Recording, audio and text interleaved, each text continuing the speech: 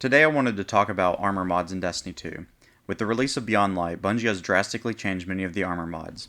First, they removed all the generic weapon mods. They changed all the weapon mods to be equivalent to their enhanced versions and adjusted the prices accordingly. They have made all armor have access to all the previous Charge with Light and Warmind Cell mods. In addition to all that, they have changed the philosophy of how raid mods are going to work. They've went back to how the Leviathan mods work in a similar fashion, where you get a benefit while in the Leviathan, except now the raid mods will only benefit you within their specific raid. The only difference these have with the Leviathan mods is that the Leviathan had multiple things that you could do while in it, like Menagerie, 2 raids, 2 raid layers, etc. Personally, I don't agree with this philosophy, but I'll talk about that later. First, let me go over some numbers. This is going to get a little mathy for a minute, but just bear with me.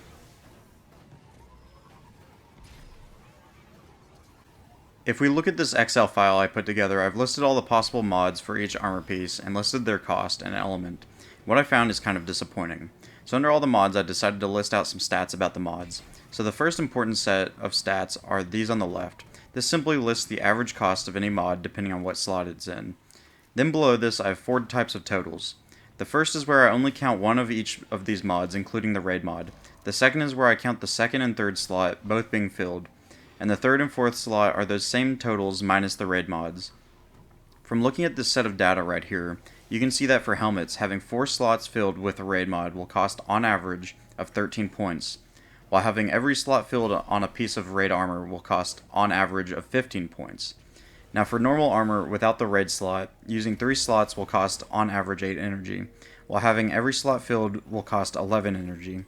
Now some of you might be saying, okay, but any piece of armor can only be one element at a time. Well, I'll stop you right there and explain the second set of data it took. Below the previous set of data is where I calculated true average costs. The only difference here is that I excluded any of the other elemental mods for each element. So for instance, the solar data excludes mods that are arc and void, each maintaining the generic mod since all armors can have those.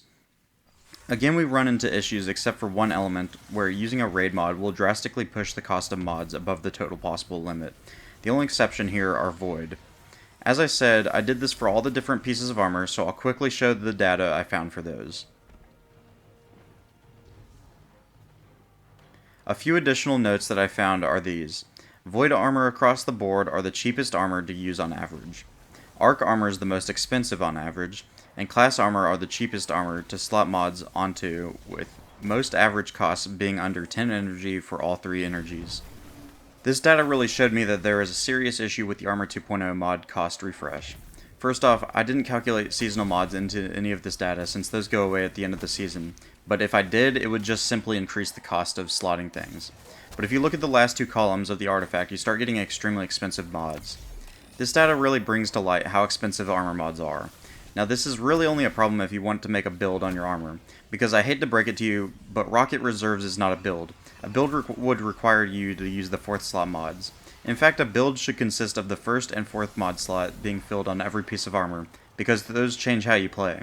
Simply having more ammo doesn't change how you play, you're still just doing basic shooting. And here lies the problem with the cost of mods with the refreshed Armor 2.0. Everything is too damn expensive.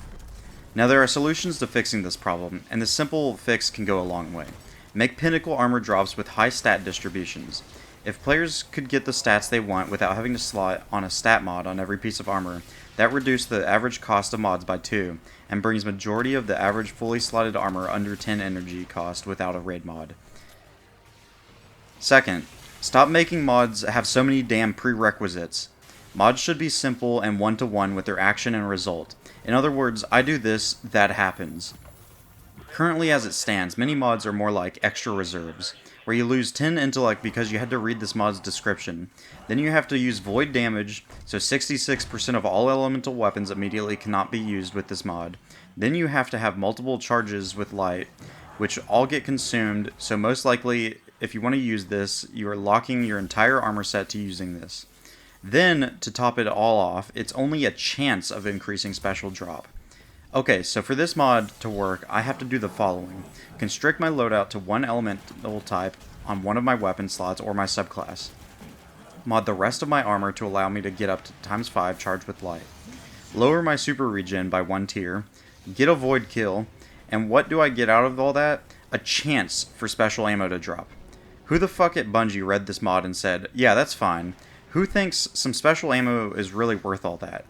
While this is an extreme case, there are many other mods that punish you for using them and require a grocery list of preconditions to be used. Now for raid mods.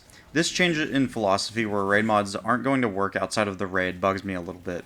Because you want to go into a raid to get the strongest stuff, and since it costs a resource to slot mods into a piece of armor, there is clearly a desire from Bungie for us to slot our mods and leave them as is for a good amount of time. But if you want to use the raid armor outside of the raid, then don't slot the mods that can only be slotted on this specific armor set because they only function in one specific place. All I'm saying is give us something that will work outside of the raid and inside the raid. It doesn't have to be broken, it should just be a little bump to power. For example, imagine if we still had armaments. What if those gave heavy ammo within their respective raid, but outside of the raid they gave like 2 special ammo, and only cost 1 energy to slot?